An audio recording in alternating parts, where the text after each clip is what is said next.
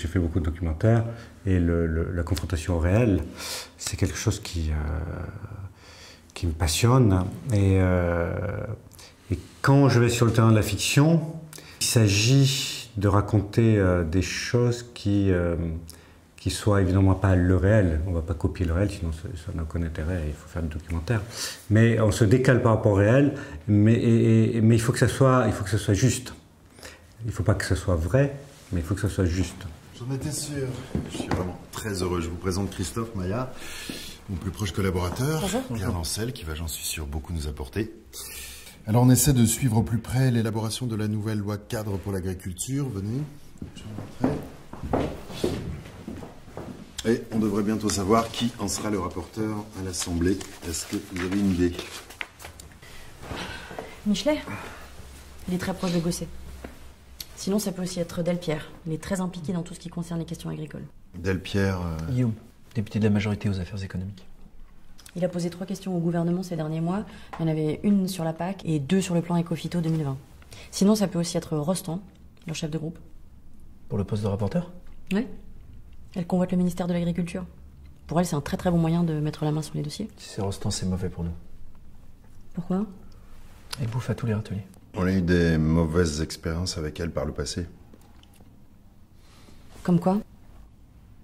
Au fond, sur les lobbies, si vous prenez la peine de chercher, de fouiller, vous avez des dizaines de bouquins qui ont été publiés dans les 10 dernières années.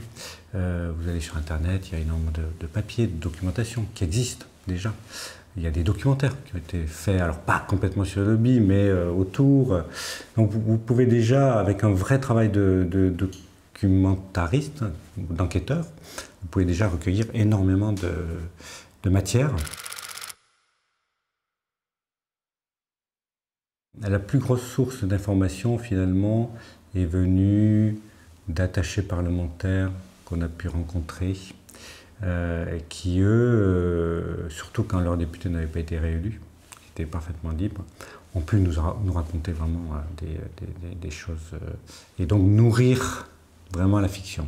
On croit que les choses souvent sont très complexes dans ces milieux-là, mais en fait, non, c'est un peu comme la mafia. Enfin, c'est des gens qui réfléchissent simplement et leurs méthodes d'action sont relativement simples aussi. Tu me résistes, d'abord je vais te proposer de l'argent, puis on va voir, et puis après on passera à l'étape supplémentaire.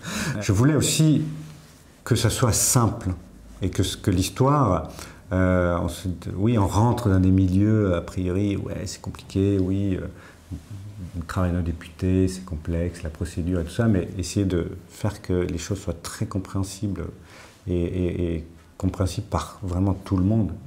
Voilà, l'intrigue, enfin, la construction dramaturgique des épisodes soit aussi presque distendue. C'est-à-dire que si on regarde de manière précise, il n'y a pas énormément d'événements dramaturgiques dans chaque épisode. Il n'y a pas de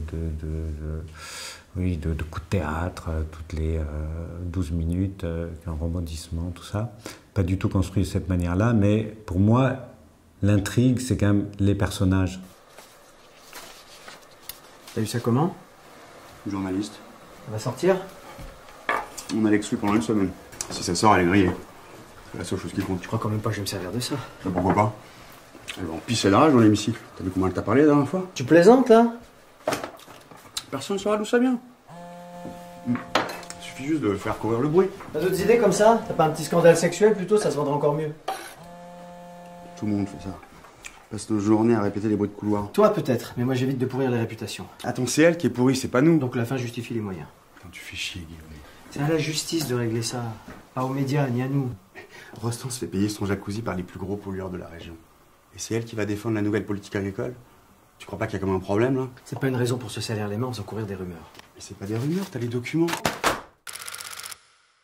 On a quand même mis 4 ans pour écrire, et 2 fois, la série a failli s'arrêter, l'écriture.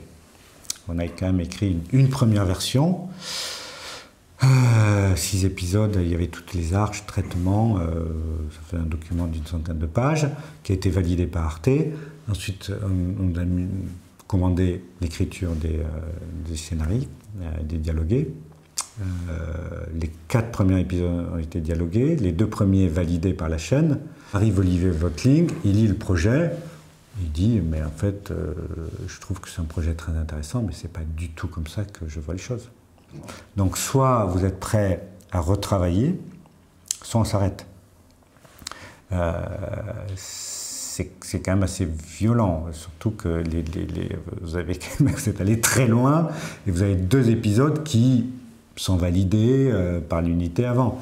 Et là, c'était sans appel. À ce moment-là, on était beaucoup plus centré dans le cabinet du lobbyiste. On était un peu plus dans les arcanes vraiment du pouvoir, du jeu du pouvoir. Et je pense que nous, en tant qu'auteurs, avec Antoine, on était nous-mêmes un peu fascinés par ce qu'on avait découvert, ce qu'on voulait mettre en place. C'était constamment un jeu d'échecs trouble. Et c'est assez jouissif dans l'écriture, ce genre de choses. Mais au fond, est-ce qu'on parle vraiment aux gens avec ça? Est-ce que c'est pas une simple satisfaction d'auteur où on écrit des dialogues très incisifs qui font du ping-pong sans arrêt? Mais bon. Et je pense qu'il y avait un peu de ça. Et lui a tout de même ramené le projet dans quelque chose de plus humain. Au final, moi je sais qu'on a tourné le meilleur scénario que l'on ait écrit.